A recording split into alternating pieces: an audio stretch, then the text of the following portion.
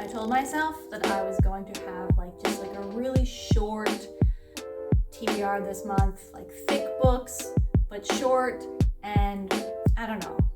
Here we are. Hi guys, welcome back to my channel. My name is Kristen. Today I'm going to be sharing my TBR for the month of April. But I think how I'm going to approach TBRs in the future is sort of like books that I am definitely going to get to this month, but also then a bunch of potential options that are maybes depending on my mood.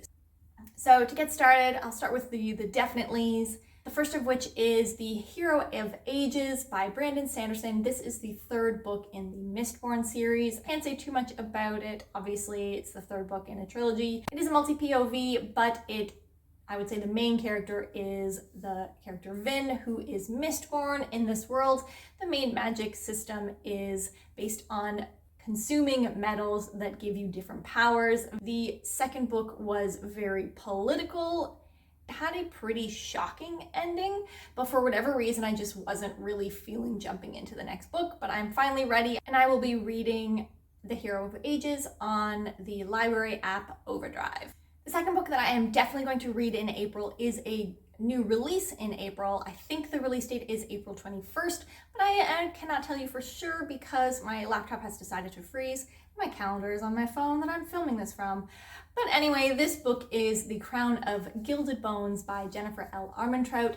It is the third book in the Blood and Ash series. I will be purchasing an ebook of this when it comes out. This is a fantasy romance series that follows the main character, Poppy. She, in the first book, is called the Maiden, but she does not really know why she is the Maiden or what that entails. The series follows her journey along with her developing relationship with the character Hawk, who begins as her guard. But this is just almost a guilty pleasure, fun read, and I'm really looking forward to just binging this. The next book is also going to be, I think a guilty pleasure, and this is A Court of Silver Flames by Sarah J. Maas. This is the fourth book in the ACOTAR series. I was not going to read this book because I just don't really like the character that it is based on. So the first three books follow the main character, Feyre. Sorry for the beeping. I'm just gonna continue. First three books follow the main character, Feyre, and this new book is shifting perspectives to be from her sister, Nesta. Nesta is not a likable character. And for mainly that reason, I just wasn't really all that interested in having a book dedicated to her. However, I have slowly changed my mind over this. I was starting to reconsider it. Basically, there was other people who shared my thoughts of not being interested in Nesta as a character and therefore not wanting to read the book. But then there was a lot of backlash against this, saying well, if Nesta was a male, broody, mean character with a dark past and history, we would be in love with him, and I think that that's absolutely true. But ultimately, what really sold me on reading this book in April is that my friend Taylor read it in March and texted me while she was reading it. I actually just want to read this as soon as possible so that I can talk about it with Taylor, and she has agreed she's going to join me on this channel. We're going to film a video together where we react and review A Court of Silver Flames. So I'm so excited for that. Problem is there was a huge wait list for a copy at the library, but I think what I'm going to do is listen to the audio on script. This is a very sexually explicit book from everything that I've heard and from what Taylor has told me. So I think it's going to be the most uncomfortable and awkward audiobook to listen to ever. But part of me thinks that will make it even more fun. Anyway, so that's the plan. I'm looking forward to that. The next book that I am going to be reading in April is Black Sun Rising by C.S. Friedman. This was actually my Fantasy Book Club's book pick for March. I had totally forgotten about it when I was filming my March TBR, and then by the time I put it on hold at the library, it was a pretty long wait. So I think that I'm going to get it hopefully at the beginning of April. My plan is to get my book club to push our meetup date into the beginning of April. So hopefully I get a copy soon. I don't know much about it. It has the shortest blurb ever on Goodreads, so I'll read. On the distant world of Arna, 4 people, priest, adept, sorcerer, and apprentice, are drawn together to battle the forces of evil, led by the demonic Fae, a soul-destroying force that preys on the human mind. I think it is a mix of science fiction and fantasy. It sort of sounds like it's like science fiction-y in that it's like a world that was colonized by humans at some point in the future, but that there are sort of fantastical elements on this world. So we shall see. The next book is Ray Bear by Jordan Ifueko. This is a young adult fantasy book that I have wanted to read for a couple months now, and my Overdrive hold is finally available. This has one of those I came here to kill you tropes, or like an enemies to lovers tropes. The main character's mother makes some sort of deal with a djinn that forces the main character, the daughter, to fulfill the final wish of the djinns, and that is to kill the crown prince. She then gets somehow selected to be on the crown prince's council, and meanwhile is planning to kill him. I have heard really good things about this. I originally heard about this book on the channel Elliot Brooks. I'll link that below, but I have since seen other booktubers mention it, including Kristen Crave's books. I will link her channel down below as well. So I am really looking forward to this. The next book is Winter's Orbit by Everina Maxwell. This is a sci-fi romance, I believe. I follow Tor on Instagram, and they just kept pushing this book. And then I saw it mentioned on the World Hoppers video. They did one that was like a fantasy romance or sci-fi fantasy romance video. You should check it out. I will link that as well. And it was mentioned again. So I'm kind of interested in it. I think this is a political marriage setup on a sort of like a sci-fi, another world, different planet sort of setting. It sounds like there is a significant amount of like trauma with some of the characters or their characters' pasts, and I'm interested to see how that plays out in the relationships. And I also really like political marriage setups, so I'm looking forward to this book, even though I'm not usually into sci-fi. Okay, number 7 on my like definitely or hopefully will read list is The Memory of Souls by Jen Lyons. This is the 3rd book in the Chorus of Dragons series. I want to read The Memory of Souls in April because the 4th book is coming out in May. However, I forgot to put The Memory of Souls on hold at the library, and therefore I have a fairly long waiting list. So it's saying 9 weeks. This series is an epic fantasy series in every sense of the word. It is sometimes confusing, it is convoluted, it has demons and wizards and past lives and gods and reincarnation and soul switching and dragons. It has everything. I finished the 2nd book feeling more confused, I think, than when I went into it. But I actually don't mind that. I don't mind books where I don't understand or know everything that is happening and that keep me on my toes. Also too, at the end of the last book, there was a bunch of reunion scenes, which I love. And so now all of the people that I care about are back together, and I cannot wait to see what happens in the 3rd book. I have really high stakes into a certain relationship. It's not the one that is like actually happening. So we'll see. I want to read this book in April, is what I'm saying. That's the gist.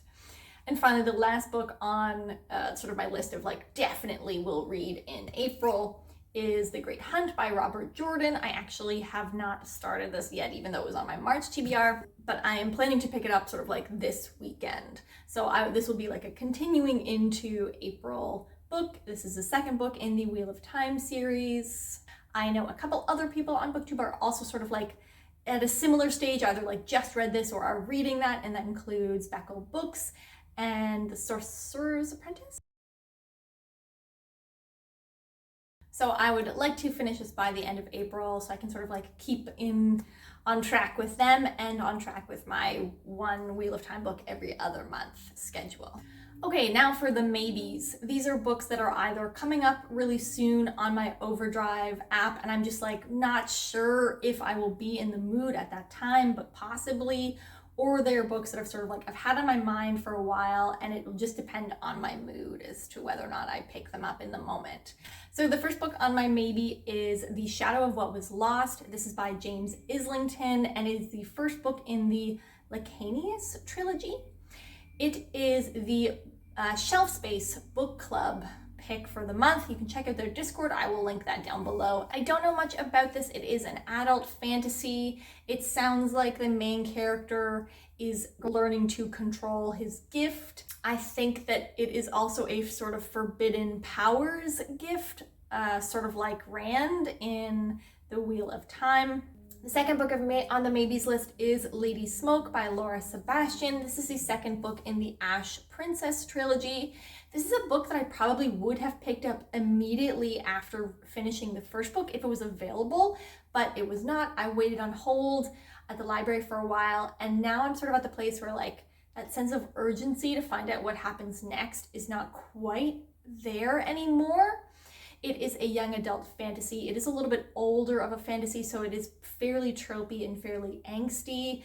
The main character is the only surviving member of her royal family, and her land was overrun by a conquering kingdom. I really enjoyed the first book, so like I do plan to read this. It is coming up on my library holds. I'm just not sure if I will be in the mood when it becomes available. The next maybe is also another young adult fantasy, and that is the second book in the Remnant Chronicles, which is called The Heart of Betrayal by Mary E. Pearson. I read the first book in this series this past month. The first book is a princess who does not want to have the political marriage she's supposed to, so she runs away. In her new life, she runs into two men, one of whom is the prince that she left at the altar, and the other one is an assassin that has been sent by a different kingdom to kill her. Because of the way that it's written, you don't know who is who, which one is the assassin, which one is the prince. I did really enjoy the first book. It was really fun. It was just like, you know, a light young adult fantasy romance. I really enjoyed guessing who was who throughout that book. And I want to keep reading the series. However, I did sort of like the trial chapter when the first book ended. And based on the description for book 2, I think that the love triangle is going in a direction that really annoys me. While I want to find out what happens, I also don't want a certain thing to happen. And so I think this will depend on my mood. The next two books that are on my maybes list are both rereads, and they are both some of my favorite books of all time. The first book is Chissos Dart by Jacqueline Carey. This is a political historical fantasy following the main character, Phaedra. Phaedra is a courtesan spy who has a sort of God-given gift of feeling pleasure from pain. And so there are BDSM elements to this series. It sounds like a very particular setup, and it's actually so much more political than sexy times. There are definitely sexy times in it. The kingdom is sort of an alternative world, but it is very clearly France in the past, and the sort of like main rule or law within this world is love as thou wilt, and so it is very, I think, progressive for when it was written. This is one of my top 5 favorite books of all time, and I've just been thinking a lot about it the past couple months. I've sort of been like slowly amping myself up to do another reread. I did actually reread this book and most of the series last year, but it is just one of those comfort reads to me where you know the characters in the story so well, even though it's not like a necessarily comfortable story, it has that comfort of familiarity. And when I'm in certain moods, I just really want to reread those comforting favorites. Hi guys, take 2. The construction next door yesterday was getting a lot more frequent, and my patience just came to an end. So I thought I would, oh my God. So I thought I would come back. Oh my God. So I thought I would come back the the following day to finish filming the rest of my TBR. So just with one book left, this is another reread and another all-time favorite of mine, and that is A Song for Arbonne by Guy Gavriel Kay.